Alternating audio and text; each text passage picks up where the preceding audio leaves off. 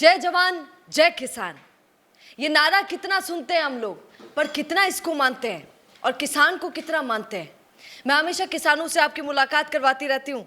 आप सुनिए ना, राजस्थान में ये सच्ची बात है कि हमारे यहाँ जितने भी खेत हैं, खेतों में काम करते हैं, वो किसान ज़्यादातर महिलाएं हैं। उनकी लुगाइयाँ, हमारे यहाँ बोलते हैं पत्नी को, ज़्यादातर उनकी पत्नियां काम करती हैं। पर नाम किसका होता है? नाम पति का होता है कि हमारे पति किसान है, मैं तो बस सहायता करती हूँ। बल्कि सारा काम खेती बाड़ी वही ज़्यादा करती हैं। आप किसानों से जब मिलते हैं, जब उनकी इमेजिनेशन बनाते हैं, जब सोचते हैं कि कैसा किसान होगा, तो जानते हैं कि आप वही सोचते हैं कुर्ता पजामा पहन के, और ऐसा कोई किसान होता होगा जो बहुत मेहनत करता होगा, और गरीबी की सोच भी दिमाग में आ जाती है। आज तक मैंने आपको कई किसानों से मिला है, आज पहली बार, मैं खुद भी पहली बार ही मिलने जा रही हूँ और आपको भी पहली बार मिलाने जा रही हूँ एक लेडी किसान से। लेडी किसान भैया, महिला किसान आपने देखी बहुत होगी खेतों में, पर आज उनसे मुलाकात कीजिए कि कैसे लेडी किसान बोलती भी है, कैसे अपनी बात भी रखना जानती है, और कैसे खेती करती है नए तरीके से और समृद्ध बन के पूरे देश को दिखाती है। राजस्थान की लेडी किसान, आज उन्हीं से थोड़ी सी चर्चा करेंगे। आइए मैं आपको दिखा देती हूँ। मुझे बड़ा दुख होता है, मैं अभी कैमरे के पीछे भी मैम से बात कर रही थी, तो उनको भी बोल रही थी कि बड़ा दुख होता है जब किसानों से मिलती हूँ, उनकी पत्नियों से मिलती हूँ, उनकी पत्नियां रोती हैं। ये मेरे आंखों के सामने की बात है। तब तो मैं इस फील्ड में भी नहीं आई थी, पत्रकारिता में। तब मैं देखती थी, छोटी सी थी तब, वो रोती थी और कहती थी कि थाका पापा तो चौको काम करे, भगवान न करे था न कभी माँ को काम करना पड़े। हमारे बच्चे भी भगवान करे कभी किसान ना बने, और ईश्वर अगर सुनता है तो बस इतनी सुनना कि ई जन्म में तो किसान की लुगाई बनायो, ई जन्म में तो किसान बनायो, अगला जन्म में अशो मत कर जो। तो भगवान से प्रार्थना करती हैं। मैं जब देखती थी तो मुझे बड़ा दुख होता था कि वो किसान है, तो उनको ऐसा लगता है कि भगवान ने पता नहीं पापों की सजा दी है क्या। किसान बनना पापों की सजा नहीं है, ये हर व्यक्ति को जानना चाहिए। इसीलिए मैं आजकल किसानों के पीछे पड़ गई हूँ और आप लोगों को तरह तरह के किसानों से मिलाती रहती हूँ। लेडी फार्मर मैंने बताया था आपको, विद्या जी मेरे साथ हैं, आज उन्हीं से थोड़ी सी चर्चा करेंगे। हाँ, और मैडम से बातचीत करके, क्योंकि मैडम जी ने मुझे कैमरे के पीछे बहुत सारी ऐसी बातें बताई जो शायद किसानों को नहीं पता है, पता होना चाहिए। मैम, एक पहला सवाल ही, जो हमारी बात चल रही थी, राजस्थान का किसान कितना नॉलेजेबल है? आपको क्या लगता है, राजस्थान का किसान जो कर रहा है सही कर रहा है कि बहुत ही? नहीं, सही तो कुछ भी नहीं कर रहा ना, सही हो ही नहीं रहा थी। सही होने के लिए तो नॉलेज चाहिए। अब जैसे देखो, एक उदाहरण बताऊं आपको कि खरपतवार के नाम से या कोई भी जो पौधा किसान के काम में नहीं आता, उसको वो जला देते हैं। अब खेत में जलाना बहुत नुकसानदायक चीज है। वो तो सभी कर रहे हैं। गलत है, गलत कर रहे हो, तो जलाना नहीं चाहिए। जलाने से कोई फायदा नहीं होता और नुकसान के अलावा कुछ भी नहीं है जलाना। मैं मेरे 2.5 साल से, जब से मैंने मेरा खेत संभाला है, मैं उसमें आग नहीं लगाने देती। उनको सब, जैसे पत्तियां इकट्ठी हो गई, ये घास निकलवाती हूँ, घास इकट्ठा हो गया, घास मल्चिंग के काम में आता है। जैसे आप एक घास को, इतना घास का वो मोटा निकाल लिया, उसको वहीं पर आप उल्टा करके, और जो उगे नहीं ऐसे थोड़ा सुखा के उसको वहीं जमीन के ऊपर रख दो।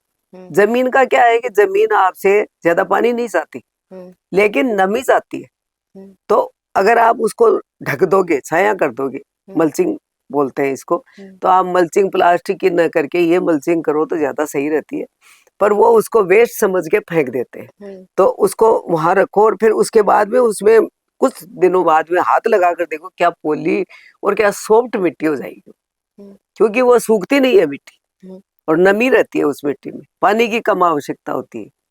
तो एक तो ये फायदा है, और उर्वरक होती है, क्योंकि उसके नीचे चीजें भी जो जमीन की होती है, वो केंचुए वगैरह वो भी सही होते हैं। अच्छा, राजस्थान के किसान में, आज के किसान में आपको जो दिखता है, क्या कमी है?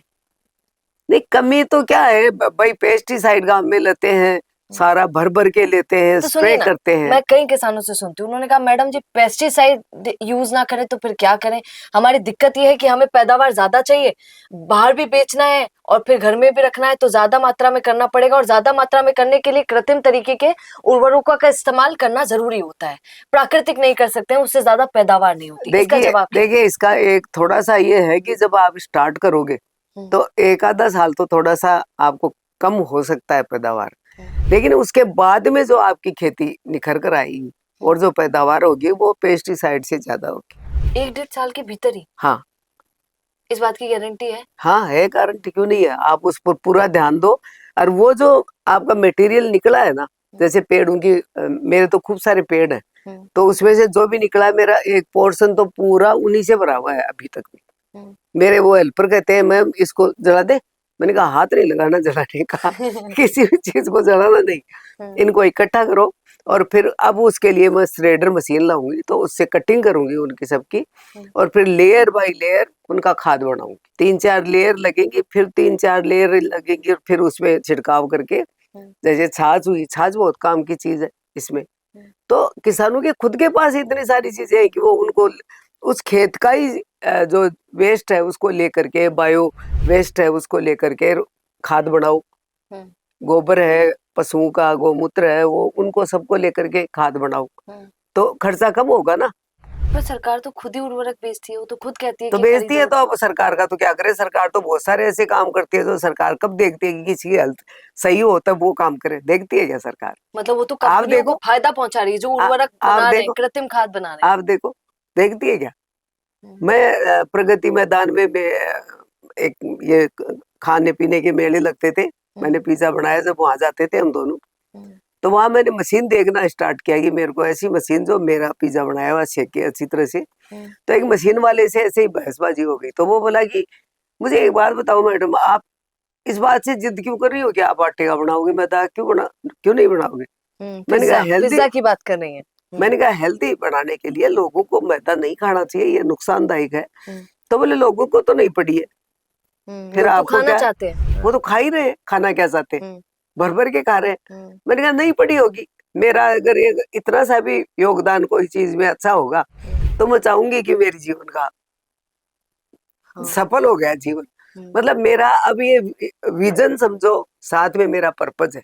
मैं ये मानती हूँ, श्री कृष्ण को मैं बहुत बहुत चाहती हूँ और बहुत पढ़ती हूँ, तो कर्मयोगी की तरह हूँ कि कर्म करना मेरे हाथ में है, जितना मैं कर सकती हूँ उतना कर रही हूँ। और वो करने से फल तो एक उसका वो क्या होता है, बोनस होता है।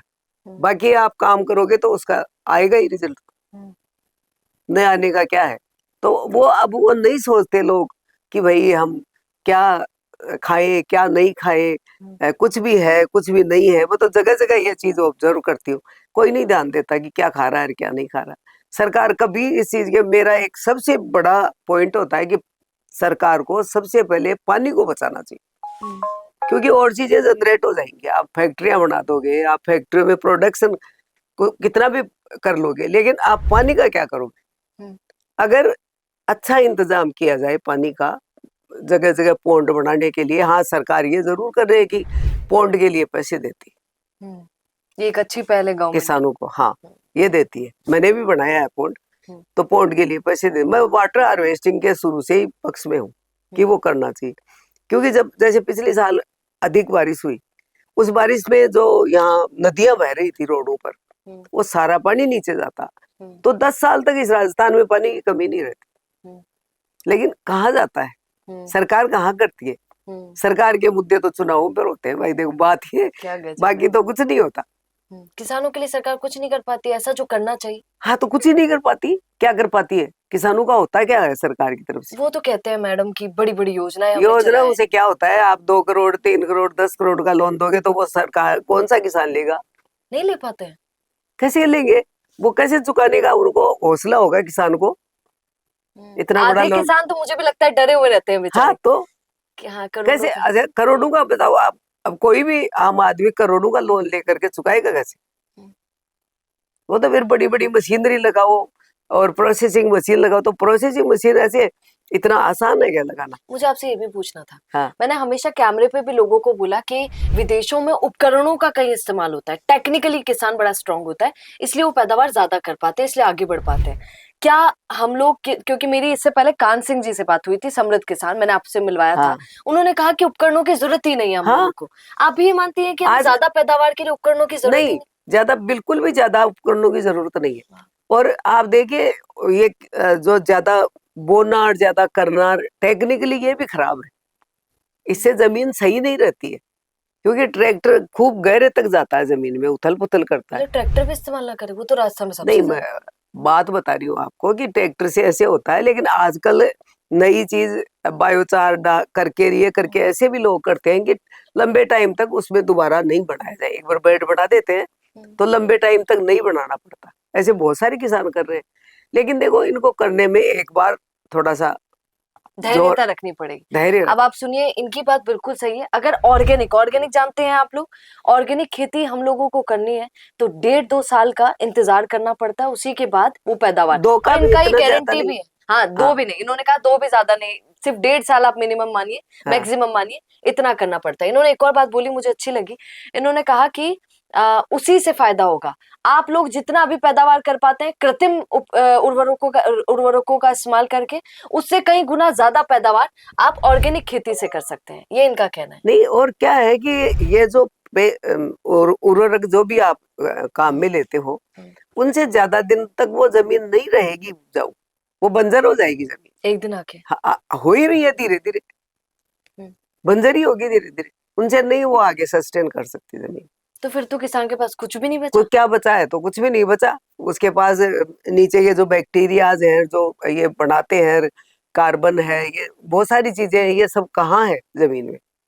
तो मैम ये तो आप जो बोल रही हैं वो तो मुझे ऐसा लगता है शायद आपकी समझ में ज्यादा है। 95% किसान ऐसा ही करते हैं। हाँ, ऐसा ही करते हैं। तो 95% किसान माइनस में जा रहे हैं।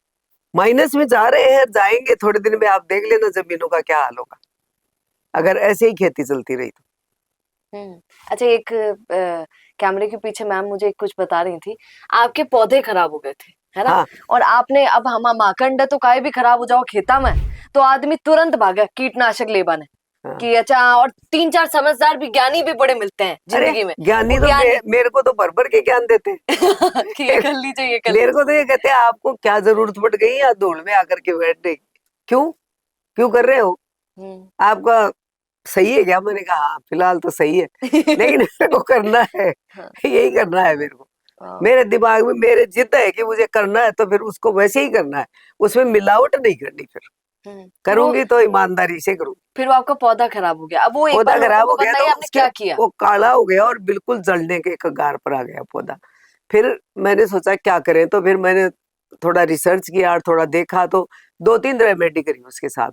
नीम ऑयल में गुड़ थोड़ा सा मिला करके और उसको छिड़काव किया, और थोड़ी हल्दी साथ में।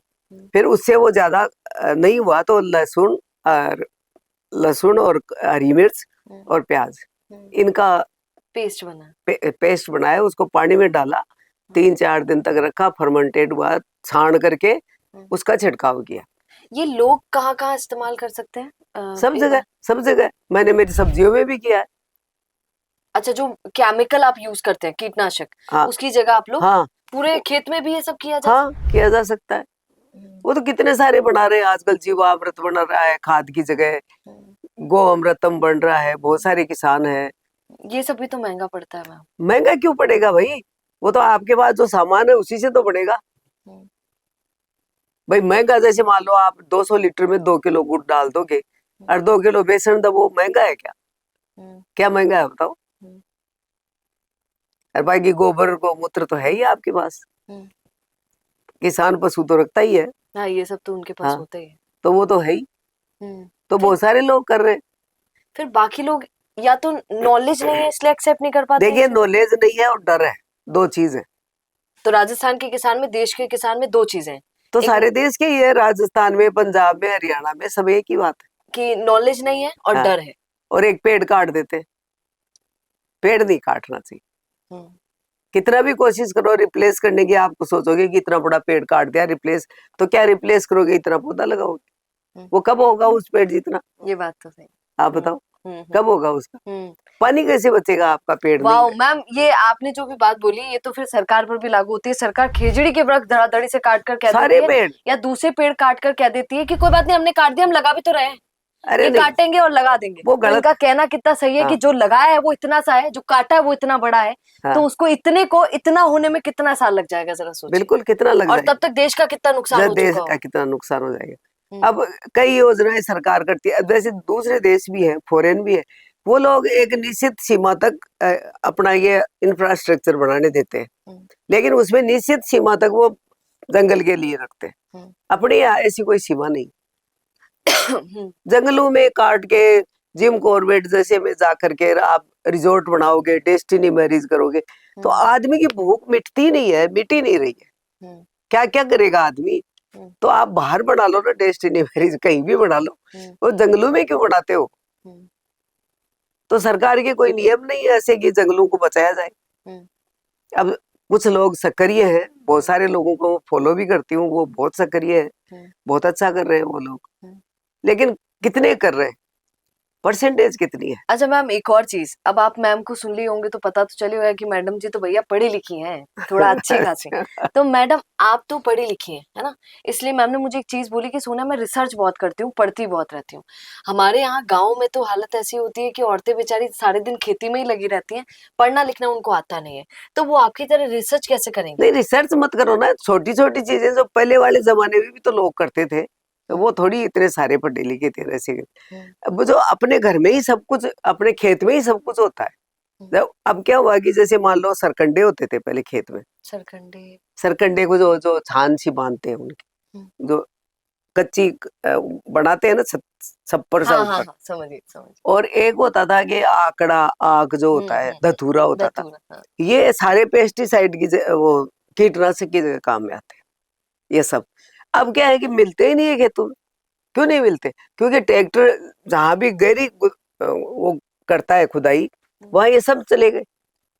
अब जैसे मैंने हल्दी बोई थी 2 साल पहले, 2 साल हो गए मई में हल्दी को, अभी हल्दी तो निकाल के मैंने दे दी, अभी शतावरी है उसमें। अब देखो ये जैसे औषधीय खेती करे तो इसमें भी ये फायदा, एक फायदा है कि उनमें न तो दवाई देनी पड़ती है, कीटनाशक की बिल्कुल भी जरूरत नहीं है। भाई आपने खाद दे दिया, वर्मी कंपोस्ट दे दिया, नीम खली दे दी, ये कुछ 2-3 ट्राइकोडर्मा ये मिला के ऑर्गेनिक खाद उनमें दे दिया, फिर आपको उनमें कुछ नहीं देना पड़ा, बस पानी का ध्यान रखो। अब उनमें 2 साल में सरकंडे ही सरकंडे उग गए मेरी खेती में, जो नाम निशानी नहीं था, क्योंकि 2 साल तक ट्रैक्टर नहीं चला उसमें, और बहुत सारी शीशम उग गई। और इतनी औषधियां है ना अपने खेत में, तो आप दवाइयों के लिए, जैसे किसान हो चाहे अपन हो, कोई भी हो, आप डॉक्टरों के पास जाकर इतना पैसा खर्च करते हैं, है नॉलेज हो तो। एक इतना सा पौधा, एक दिन मेरे इसमें मेंटोर है डॉक्टर गुप्ता, मैं उनका नाम लेना चाहूंगी, अतुल गुप्ता जी, सनराइज ऑर्गेनिक्स के डायरेक्टर हैं। तो वो एक दिन मेरे साथ खेत में घूम रहे थे, तो रुक गए, बोले देखो आपको चाहिए, दिखो एक पौधा उखाड़ा इतना सा, बोले ये देखो ये क्या है? मैंने कहा नहीं मुझे नहीं पता। तो बोले ये भूमि आंवला है, उसको भूई आंवला भी बोलते हैं। वो क्या है, इतना सा पौधा है, उसके पीछे की साइड में छोटे छोटे दाने से लगे हुए, मतलब आंवले, इसलिए उसको भूमि आंवला बोलते हैं। वो आपके लीवर को डिटॉक्स करता है, आपकी किडनी स्टोन के लिए काम का है, आपके डाइजेशन में काम का है। मैंने उसको इकट्ठा करवाया, धुलवाया, मैंने उसका पाउडर बनाया, और कई लोगों को मैंने उसको यूज करने के लिए दिया। उसमें पैसे थोड़े लगते हैं। सही कहना है। और वो पाउडर बीमारियों के काम आता है। हाँ, वो बता रही हूँ ना, लीवर के काम में आता है, किडनी स्टोन के काम में आता है, डाइजेशन के काम में आता है, और भी कई चीज में। गजब। देखिए हमारे पौधे कितने काम के होते हैं। पौधे सारे ही काम के होते हैं। अभी थोड़े दिन पहले मेरे खेत के पास इतना बड़ा बड़ा खरपतवार हो रहा था। हाँ, वो काम के होते हैं, वो तो लोग उनको तो जला देते हैं, कहते हैं नहीं, तो उसकी बात बताऊं तो वो मेरा जो हेल्पर है वो बोला मैम इसमें खुशबू आ रही है। मैंने कहा इसमें क्या खुशबू आएगी, ये तो मेरे को लग नहीं रहा। बोले आप सूंघो तो सही एक बार। तो फिर मैंने उसको सूंघा, भाई उसमें क्या गजब की खुशबू आ रही। मैंने उसको खरपतवार में, हाँ, फिर मैंने उसकी फोटो उसमें डाली कि ये क्या है। तो उन्होंने बताया कि ये सुगंधित पौधा है जो कई बीमारियों के काम में आता है। मतलब आपने फोन का इस्तेमाल किया? हाँ। अरे सुनो मैं बोलती नहीं रहती हूँ, ये दुनिया में चीजें बड़ी कमाल की हैं जो हमें मिली हैं, आशीर्वाद लेकर ये अपनाना हाँ, चाहिए। अगर चाहो तो आशीर्वाद, क्या चाहो बात तो हुई? आशीर्वाद। हाँ, ये टेक्निकली ये जो स्मार्टफोन है, इसका माइनस पॉइंट कैसे आप यूथ आजकल इंस्टाग्राम फेसबुक चला के कर रहा है, आप जानते हैं। हमारी मैम उन्होंने एआई का इस्तेमाल, देखिए कैसे गूगल का इस्तेमाल कितने अच्छे तरीके से किया कि वो खरपतवार का फोटो लिया और फोटो से गूगल से ही पूछ लिया कि पता गूगल यो काई, तो फिर गूगल ने बताया कि वो खुशबूदार पौधा है और इसका इस्तेमाल बीमारियों के लिए किया जाता है। आप क्या बोल रही थी? बीमारियों के लिए किया जाता है। वाह गजब। हाँ। फिर आपने उसका किया क्या? मैंने तो उसको थोड़ा धो के सुखाया, और अभी सुखा रखा है पाउडर बनाने के लिए। अरे वाह, गजब है। हाँ, खुशबू बहुत जबरदस्त आती है उसमें। हाँ, और चुटकी भर वो आटे में डाल के भी आप खा सकते हो, वैसे कड़वा है इसलिए ज्यादा नहीं खा सकते, चुटकी भर। गजब, ये द- देख रहे हैं आप। अच्छा, दवाई एक का और काम। चीज, ये तो मैंने आप मैम से बात की किसानों के बारे में, किस तरीके से किसान माइनस में जा रहा है, न सिर्फ राजस्थान में बल्कि देश का किसान भी। मैम ने बताया कि ऑर्गेनिक खेती से कितना फायदा हमारा हो सकता है।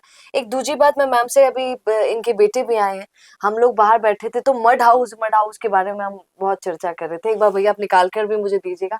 इन्होंने बम्बू, बांस से और मिट्टी, क्ले, पता नहीं क्या क्या चीजें यूज करके, और मैम अभी बता भी नहीं थी उन्होंने क्या क्या डाला है, अभी मैं उनसे पूछूंगी तो वो बताएंगी कितनी चीजें डाल के ये मड हाउस बनाया है। This is very beautiful. आप लोग अब सुनिए ना, इसका एक और बिजनेस है मैम, क्यों लोग ऐसा ही मड हाउस बना के रेस्टोरेंट बना सकते हैं, राइट? हाँ, बहुत खूबसूरत कुछ खूबसूरत वो चीजें बिल्डिंग बना घूमने सकते के हैं। लिए, हाँ। हाँ, आ, बहुत ऐसी अच्छी खूबसूरत चीजें बन सकती हैं जिससे आपको बेनिफिट हो सकता है, आप बिजनेस भी कर सकते हैं। एग्री सोचिए, टूरिज्म और चलता मैम है। सस्ता पड़ता है। हाँ, सस्ता तो ज्यादा नहीं पड़ता, देखो बहुत। बहुत ज्यादा सस्ता नहीं पड़ता, लेकिन ये ऐसा है कि ये अगर जब आपको काम में नहीं आएगा ना तो मिट्टी में मिलेगा, आप आपकी मिट्टी को, आपके एनवायरनमेंट को कोई नुकसान नहीं करेगा। और ये कितना चलता है, सुनिए ना, अब ये आप देखते हैं तो मैडम जी ये कितना चलता है, ये भी कोई चलता है कि? ये तो पुराने जमाने की चीजें थी, आंधी आई, तूफान आए, बारिश आई, खत्म है कहानी। नहीं ऐसे नहीं, लोगों को ये क्या बोले? उतना ही चलता है जितना सीमेंट का चलता है। जितना हाँ हम लोग जितना सीमेंट के घर में हाँ, रहते हैं। उतना ही चलता है। आप सही बोल रही हैं, हाँ, सही बोल रही उससे है। तो सस्ता पड़ता ही है। थोड़ा तो सस्ता पड़ता है। हाँ। हाँ, अच्छा, क्या क्या होता है इसके अंदर? क्या क्या होते हैं मतलब? मतलब आपने इसको कैसे बनाया? देखो, इसमें 3 तरह की दीवार बना सकते हैं। एक तो आप अभी मैंने कोब कोब नाम से वो दीवार बनाकर देखी। जैसे आप क्ले ले लो 70%, और बाकी की सैंड ले लो, जो बाड़ू मिट्टी है वो ले लो, और ये भूसा है चावल का या गेहूं का या कोई सूखा हुआ भूसा होता है, वो उसमें मिलाओ, और पैरों से उसको, ये एक तरह की थेरेपी भी होती है कि आप अपने माइंड एंड बॉडी को बैलेंस करने के लिए तो सब लोग, हम तो बच्चों की तरह ऐसे पैरों से हाँ, उसको करके, हाँ, जी। और फिर उसके गोले बना बना के, और जैसे जहां तक पानी आता है वहां तक उसको पत्थरों की दीवार बना लो, उसके बाद में उसके ऊपर दीवार वो गोले डाल डाल के वो दीवार बना। अच्छा, गोले डाल डाल के बनाया जाता है। फिर उसको ऐसे पानी का हाथ लगा लगा के एकसार करके, ये आपने भी किया, मजदूरों ने भी किया। हाँ, और मिट्टी की ईंट बना लो वैसी, वो पकती नहीं है, क्योंकि पकी हुई ईंट तो फिर बाद में धरती में मिलती नहीं है। तो और मैंने ये बनाया है, मैंने न ईंट से बनाया, अभी न कोप से बनाया, मैंने बनाया अलग तरह से, क्योंकि मेरे पास उसका टाइम भी नहीं था, और वो सारा, तो जैसे सरकंडे की एक इतनी मोटी मैंने दीवार टाइप की एक वो बना ली, उसको टाटी बोलते हैं, क्या बोलते हैं, वो बना ली, और उसके दोनों तरफ बांस की चीप लगा दी, तो उसको मजबूत बांध लिया, उस दीवार को फिर ऐसे खड़ा कर दिया, नाप नाप के, कारीगर से नपवा के दीवार को खड़ा कर दिया, उसके दोनों तरफ मैंने मिट्टी का लेप करवाया, तो 2 लेप करवा दिए, ऐसे मोटे मोटे लेप करवा दिए, तो वो दीवारें अब आपकी 45 डिग्री में भी वो दीवारें गर्म नहीं होती अंदर से। हाँ मैम, ये बात हाँ तो मैं बताना ही भूल गई। अभी देखा आपने नौतपा कितना खतरनाक, अभी तो फिर भी थोड़ा थोड़ा होले होले हो गया है, थोड़ा मामला टेम्परेचर ठीक हो गया है, पर आपने देखा पहले कितनी गर्मी पड़ गई थी, हाँ कूलर फीके पड़ गए थे, एसी फीकी पड़ गई हाँ थी, उस टाइम पीरियड पे मैडम पंखे में रह रही थी, आश्चर्य। हाँ, बिल्कुल। और वो दीवारों पर हाथ लगा कर देखती हूँ, बिल्कुल भी गर्म नहीं होती दीवार। और कितना ही टेम्परेचर बाहर हो। हाँ, अभी तक तो नहीं हुई दीवार, तो बिल्कुल भी गर्म नहीं। हाँ। आप आ जाओ, कभी देख लो मेरे फार्म। अरे जरूर, जब भी आप, हम लोगों को भी मौका मिलेगा हम दर्शकों को जरूर दिखाएंगे। हाँ, जी। तो और दीवारें ऑक्सीजन देती है हमको, हम्म, वो जो दीवारें बनाई है ना हमने, वो ऑक्सीजन देती है, हम्म, और सांस लेती है, वैसे ये कहते हैं सांस लेती है, लेकिन हाँ, अंदर जाओ तो खुशबू आती है उनमें। हम्म। हाँ। अच्छा, एक और चीज, मैम ने एक माला पहनी हुई है, अगर आपका फोकस गया हो, आपका ध्यान गया हो, मैम ने मुझे एक बहुत दिलचस्प बात बताई। ये देखिए, ये ऐसे होते हैं लोग जो खेती बाड़ी में रहते हैं, जो प्रकृति को कुछ ज्यादा प्रेम करते हैं, वो प्रकृति को ही ग्रहण कर लेते हैं पूरे तरीके से। तो मैम ने जो माला पहनी है, इनके खेत में इन्होंने कोई पौधा उगाया था। वैजयंती माला पौधा है, वैजयंती माला होता है, उसके मोती लगते हैं। हम्म।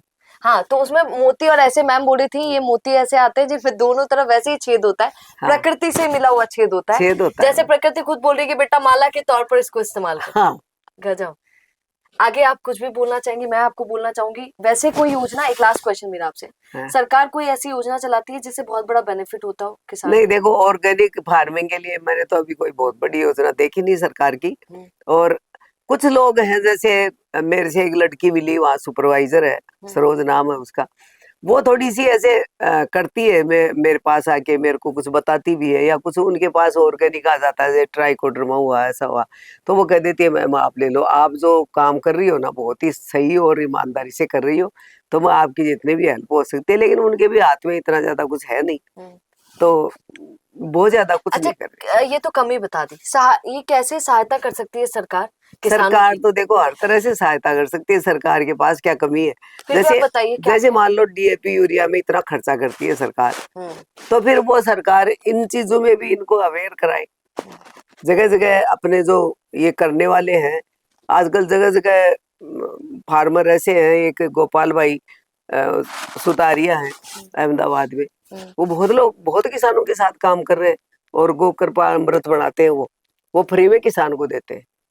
क्या होता है ये कृपा एक लिक्विड होता है जो गाय के 5 चीजें, जैसे दूध, दही, घी, जो भी कुछ होता है सब मिला के, और वो घोल बनाते हैं। फिर उसकी एक बोतल को 200 लीटर ड्रम में डाल दो, फिर वो जब वो छिड़काव कर दो खेतों में, उससे बहुत ज्यादा फायदा होता है। किसी भी कीटनाशक से ज्यादा? कीटनाशक उर्वरक से यूरिया डीएपी टाइप के, ये पेस्टिसाइड वाले, ये तो उर्वरक इतना काम करते भी नहीं है, थोड़े दिन तक तो अच्छी फसल देते हैं वो, लेकिन आप सोचो आप जहर खा रहे हो और जहर खिला रहे हो, और जहर खिला मतलब रहे हो। किसान को तो हमारे यहाँ कहा जाता है कि किसान ईश्वर का वो है, क्यों? हाँ। क्योंकि वो हमें अन्न देता है। हाँ। पता चले वो अन्न की जगह जहर दे रहा है। अब जैसे हम तो ये कहते हैं भाई तुम ये करोगी, अपने लिए उगा लो पहले, सारी में नहीं उगाते ना, तो देखो तो सही प्रयोग करके कि अच्छा हो जाता है तो फिर सारे में उगाओ, कोशिश तो करो। बिल्कुल। अच्छा, एक सरकार को ये वाली मदद करनी चाहिए, आपने हाँ। कहा कि पेस्टिसाइड्स की जगह सरकार को ये बताना चाहिए कि कैसे आप हाँ। खेती कर सकते हैं, नॉलेज देनी चाहिए। मेरे को हाँ। सुना भी था किसान को दान की जरूरत नहीं है, ज्ञान की जरूरत है। ज्ञान ही देना चाहिए, ज्ञान ज्यादा जरूरत है, दान से थोड़ी सुधार हो जाएगा। उसे दान से कमजोर बना रहे हैं। कमजोर बना रहे आप, मुफ्त में कुछ भी देके कमजोर बना रहे। काम करने का टारगेट दो, काम करवाओ उनसे कि भाई खेती ऐसी होनी चाहिए। और बहुत लोग हैं आजकल शिक्षित है एग्रीकल्चर में, बहुत अच्छे अच्छे शिक्षित हैं, जानते भी है, ऐसी बात नहीं है कि उनको जानकारी नहीं है, लेकिन कोई आगे बढ़ के इसमें करने वाले, अब अपनी जो कितनी जनसंख्या है उसके हिसाब से तो 1% भी नहीं होगी। 1% भी नहीं ना। इतने माइनस में हो? हाँ, कर तो रहे हैं खूब, लेकिन फिर भी कम है, बहुत कम है। हाँ। ये हमारे साथ विद्या मैम थी। आपने इनको सुना, समझा कितनी कमियां हमारे अंदर है। मैं तो चाहती हूँ कि मैं खेतों तक लोगों को पहुंच पहुंच के ही बता पाऊं, पर अभी तो कैमरे पर ही बता सकती हूँ, इतना ही आप लोगों के लिए कर सकती हूँ।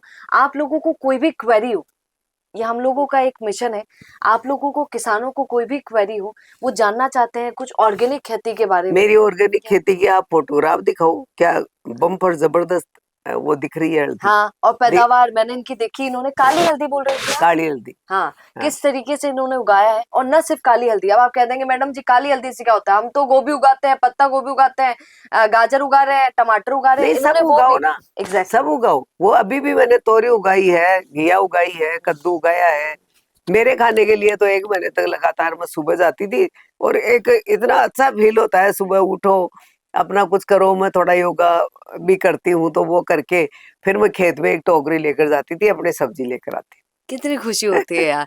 और हम लोग जयपुर के लोग खास करके, भैया सुनिए आप तो जहरीला ही खा रहे हैं। मुझे तो यहाँ आके, मैं खुद गांव की हूँ, यहाँ शहर आके मुझे एक ही पछतावा बहुत होता है कि जयपुर की सब्जियां खानी पड़े। और जयपुर की सब्जियां क्या बना भाई साहब, वो केमिकल वाटर से बनती हैं, गंदे पानी, गंदे नाले के पानी से बनती हैं, और वही गंदगी हमें खानी पड़ती है। अफसोस है, ये मैम से कुछ सीखिए जो इतना अच्छा फूड खा रही है, इतनी अच्छी सब्जियां खा रही है। कहाँ हम लोग और कहाँ ये लोग, इन्हीं लोगों से सीखना चाहिए। एक तो एक आप किसान नहीं है तो भी सीखना चाहिए, और जो किसान है जहर बांटना बंद कर दीजिए सर। इस जहर से आपको भी नुकसान हो रहा है किसान होने के नाते, और पब्लिक को नुकसान हो रहा है सो अलग। सोचिए, आप जो उगा कर दे रहे हैं वो जहर हो, अगर किसी के कैंसर हो, क्योंकि आजकल कैंसर का सबसे अहम जो हिस्सा बन गया है वो यही बन गया, एक तो दूध, क्योंकि पशु चारे में जहर है, आप जानते हैं, एक तो दूध सबसे हानिकारक हो गया है, एक सब्जियां हमारे लिए हानिकारक हो गई हैं, कैंसर का कारण बन रही है। मैम को आपने सुन लिया है, किसान होने के नाते जो भी क्वेरी, जो भी सवाल आपका हो आप पूछ सकते हैं, और बनी रही द फैक्ट इंडिया के साथ। मैं तो कहती हूँ आज भी जय जवान जय किसान, ये नारा सिर्फ नारा ना हो, हम लोग समझे कि किसान क्या होता है, उनके लिए जो भी कर सकते हैं वो करें। अभी सीख तो मैम ने दे दी है, कितना आप उसको लेते हैं बताइएगा, और हम जो भी मदद आपकी कर सके वो भी बताइएगा। राम राम। राम राम। रुकिए और जरा ध्यान से सुनिए, क्या आप हमारी इन खबरों से अपने व्यापार को भी बढ़ाना चाहते हैं? तो आप भी खबरों के दौरान इस तरह के एलिमेंट्स पर अपना विज्ञापन दे सकते हैं, या फिर ऐसे खबर के 1 मिनट बाद अपना पूरा विज्ञापन डलवाएं, जो कि 8 लाख से ज्यादा सब्सक्राइबर्स और फॉलोअर्स वाले द फैक्ट इंडिया चैनल्स और पेजेस से राजस्थान के कोने कोने में पहुंचेगा, और इससे आपका व्यापार, ब्रांड सब कुछ बढ़ेगा।